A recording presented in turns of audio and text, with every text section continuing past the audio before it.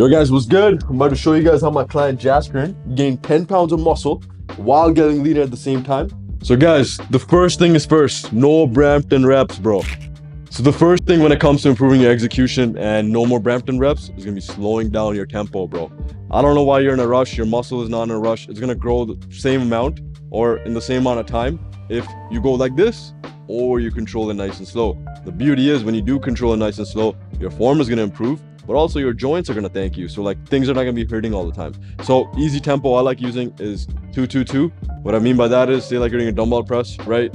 1, 2, pause at the bottom, 1, 2. So simple. I'm not gonna add anything more to that. It's like, yo, just focus on tempo as the primary thing when you're trying to improve your execution. So now you've mastered the tempo of your movements. Second big thing I want you to do is focus on how your chest position is, your hip position is, and your feet position is for all the movements you do. Setting up for a movement could literally set you up for good form or bad form. For example, if someone's doing a dumbbell press and one foot is here, now you're already rotated, right? Your hips are already rotated back. So this shoulder's gonna have a bit more range and this shoulder's not gonna have as much range. And over time, if you practice that long enough, one shoulder's gonna be like, yo, bro, I don't like how my shoulder feels. My shoulder hurts. And one pec is gonna feel more contracted all the time compared to the other. So really simple tip here.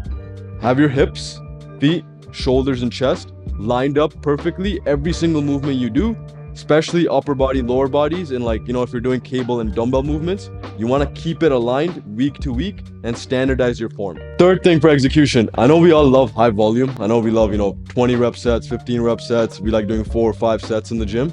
But what that sometimes does is if your form is not good, you're amplifying the bad form, right? So you're amplifying the Brampton reps. And the cool thing is your body is going to adapt to the bad reps, right? So if you're constantly doing like this, eventually your body will adapt to it and you're going to keep doing that. And that's going to be the pattern your body recognizes, right? So what I want you to do is lower your volume, cut it all in half. If you're doing 4 or 5 sets, bring it to 2 sets. If you're doing 12, 15 reps, bring it to 6 to 8 reps.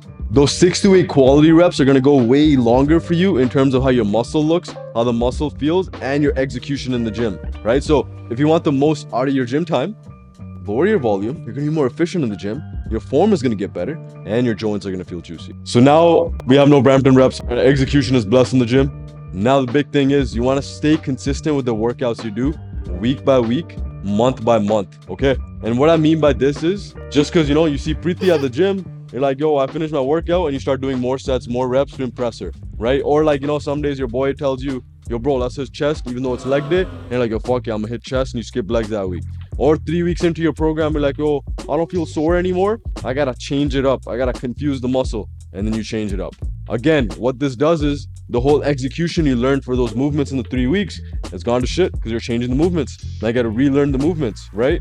So big thing I want you to do here is have a structured program, right? Where you're following the same exact workouts, rep ranges, volume, everything consistently, week by week, month by month, and you're progressing on these things over time. Understand, the only way you can manipulate a physique and actually grow muscle and change is through stimulus in the gym. That's literally the only way. Yes, nutrition is going to play a role, which we'll talk about in a bit, but the performance in the gym, if that's not improving, the muscle has no reason to adapt and grow. So a sample upper day is going to start off with some sort of push variation. So one of my go-tos is a flat dumbbell press, 3 sets, 8 to 12 reps, or 2 sets, 8 to 12 reps, depending on your experience level. And then going into some sort of row variation. I love like a chest supported T-bar, lat focus, so the elbow's a little bit closer. 2 sets, 12 to 15 or 8 to 12. And then going into some sort of neutral grip lat pull down or a single arm lat put down. 2 sets, 8 to 12 reps. And then doing another push variation. So you can choose an incline dumbbell press or overhead machine press. 2 sets, 8 to 12 reps, RP 8, 9, all the exercises, close to failure. And then we're going to go into 1 side delt variation, like a machine lateral raise or like a standing dumbbell lateral raise. 2 sets, 10 to 15, pause at the top. And then we're going to go into some tricep and bicep. One of my go-to variations is like a dumbbell skull crusher. And then an incline dumbbell curl. Both of them could be supersetted. 2 sets, 10 to 15 reps, complete failure. A sample lower day variation is going to look like starting with some calves, right? A lot of us are not that good at putting pressure into the front of the foot. Usually we're moving back and forth. We don't have heel pressure, inside foot pressure. The calf raises are going to help you build good ankle mobility, but also be aware of the front of the foot. And then we're going to go into some sort of prone hamstring curls, 2 sets, 8 to 12. And then go into some sort of squat variation, 2 sets, 8 to 12. So one of my go-tos is a Smith machine squat or a hack squat. And then I like going into some sort of RDL variation. Barbell RDLs is something that I would recommend. That way you can load it more over time, but also make sure you practice your form for this one, okay? 2 sets, 8 to 12 reps. And then I like going into a single leg variation, Bulgarian split squat, 2 sets, 8 to 12 reps, ending the leg session off with leg extensions, 2 sets, 12 to 15.